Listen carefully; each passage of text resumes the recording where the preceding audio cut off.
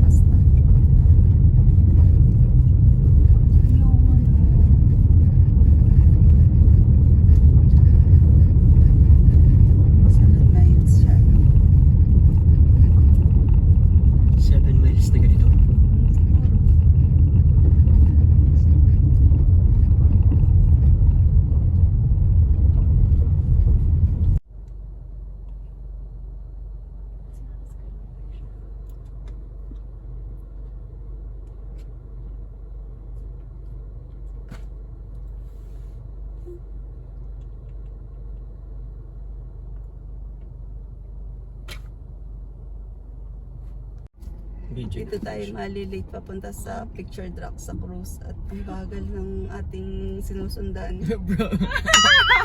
Hurry up! He's our guide! My... Tayo dito, tabi tayo dito. Kasya. Bani, wag mong pagkasyahin. Baka mamay maipit. Ay, nagmamadali na nga. Oh, kita mo, nagmamadali. Nagmamadali siya. See? Ito. Ayan, tumabi na. Kumilit. Na tayo. Ito ba yung paglabas?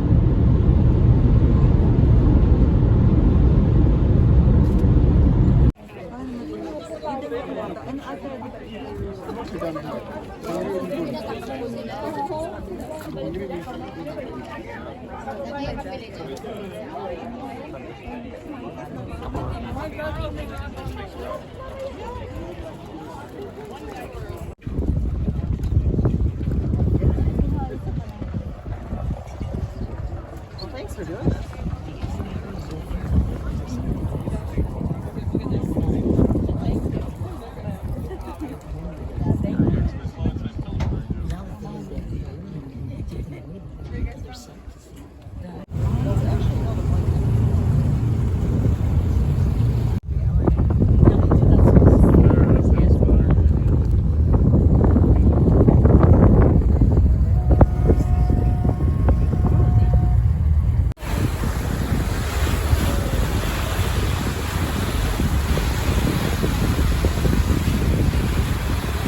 Now we come up to our first point of interest along the Pitcher Rocks. This here is called Miners Castle.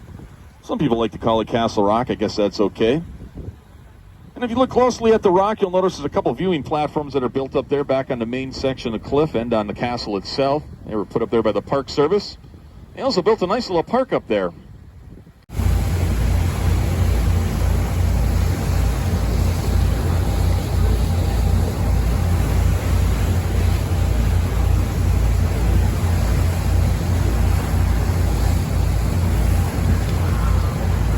So the next three coves that we're passing by are called the Painted Coves.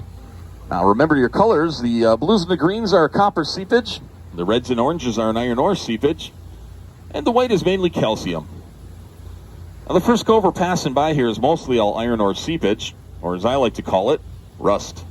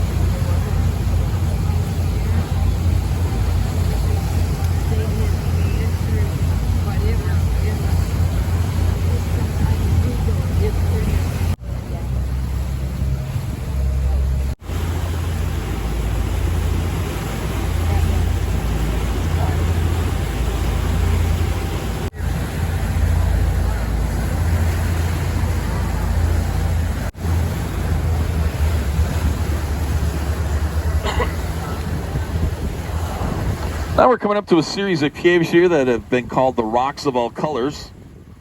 I'm kind of confused that they don't call them the Caves of All Colors.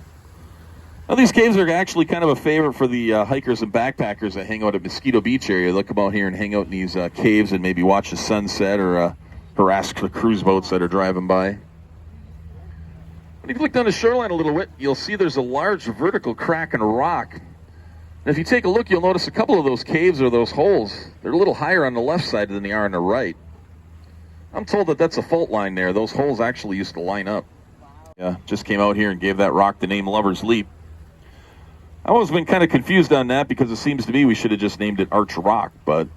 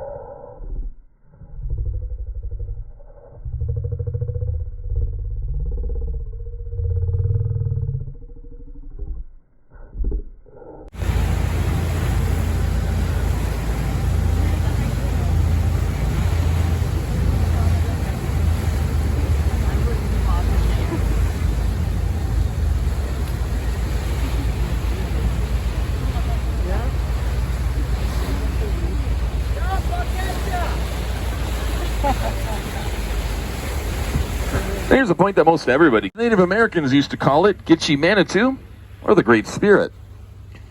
Now, this Great Spirit has weathered many a storms out here in Lake Superior, and you can see how the winds and the weather have helped to sculpture its headdress. Indian Head Rock is right around 180 feet high. Of course, over the years, I've had quite a few people that'll come up and they'll ask me, like, well, how deep is the water in through here? Usually when we're passing through this area, I told them just to take a look at that Indian. He's in it right up to his neck.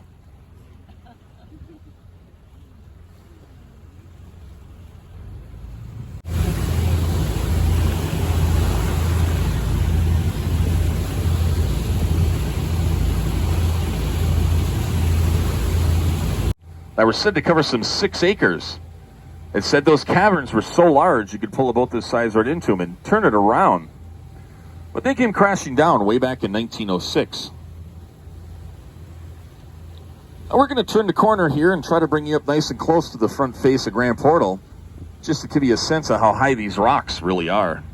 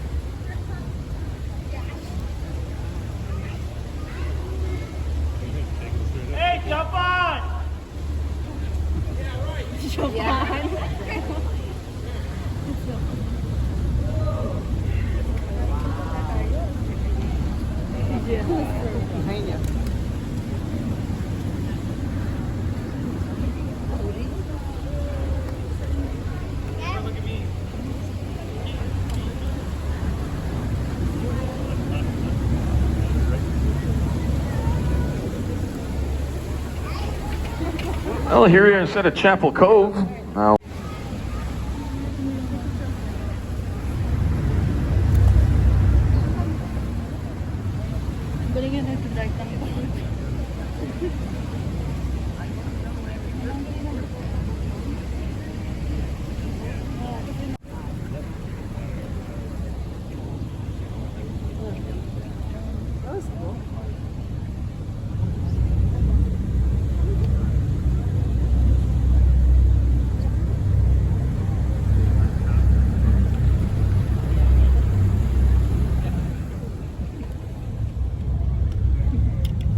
you pass by, you'll notice there's a lone white pine tree growing right up on top of that rock formation. As we keep passing by, you'll notice its roots extend over to the main portion of cliff. Now, there used to be a rock archway that supported those roots, but it caved in close to 100 years ago. Yet that tree's managed to live on.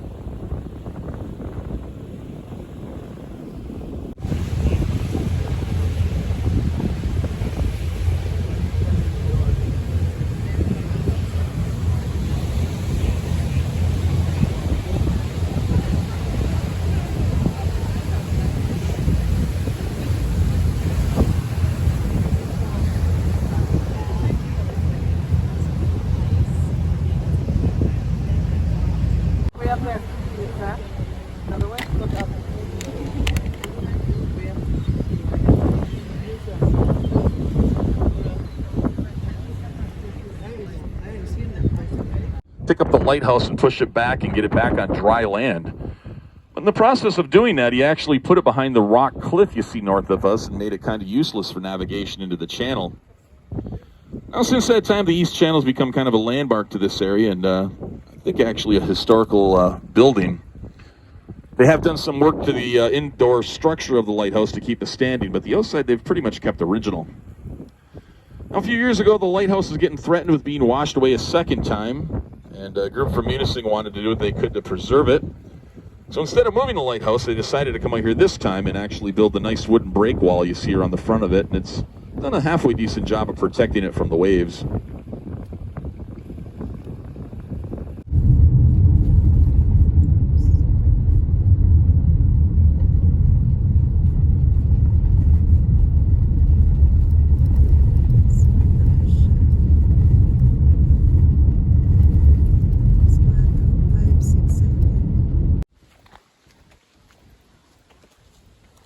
Ano mo kaya ganun yung toilet din? Kasi wala na din. Kabundok ko eh. Di kaso, ano to, tourist, ano dapat, hindi ganun. So, bundok ko kaya wala plano.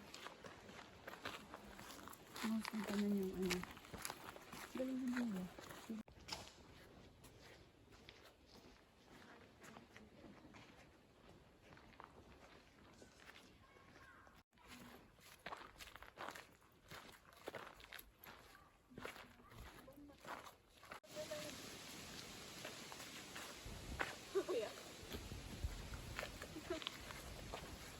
Grabe oh. Buti na salo ng puno.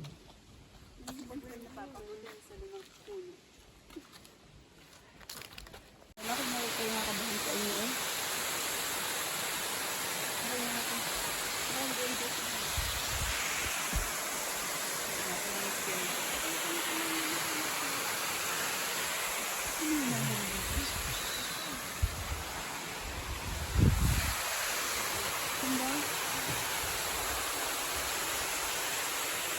Kaso, bigyan ko resources sa kasi mo. Bakit naman ito? Huwag ka nang pupunta dyan. Ay, madulas dyan. Tama? Ano mo na? Yohan. Dito. Not too close yun, not too close. Close ako, natatakot baka bigla kayong madulas.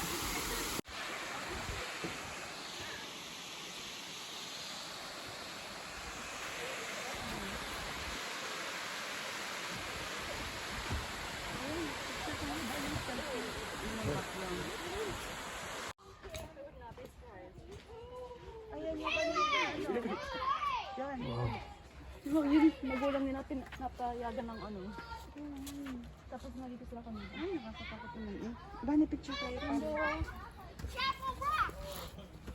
Mama, tawag Chapel Rock. Hindi. Don't ano, picture tayo. Bani picture. Ate, wag lang umisod-isod. Dito na lang. Okay.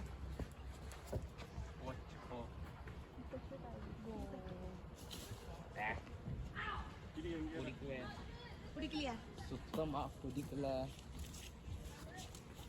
Jadi ka, come back. Careful. Picture tayo dito. Huwag na maupo. Huwag na maupo. Okay. How does the tree know to grow? Ano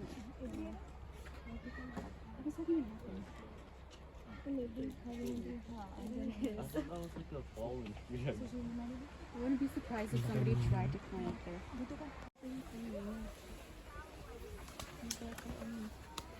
Mga sanay siguro sila ano.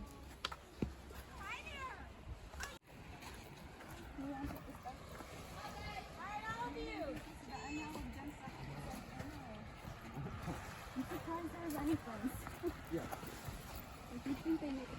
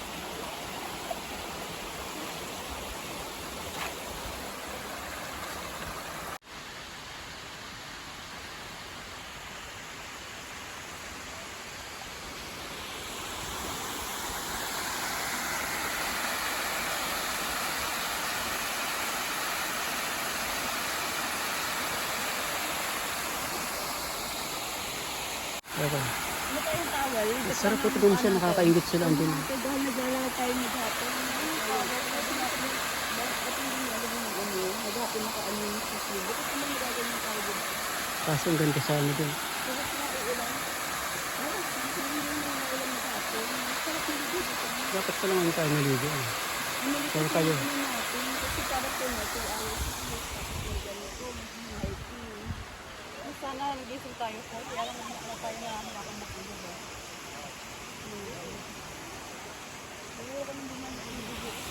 kaya nga, hindi na. Hanggang dito.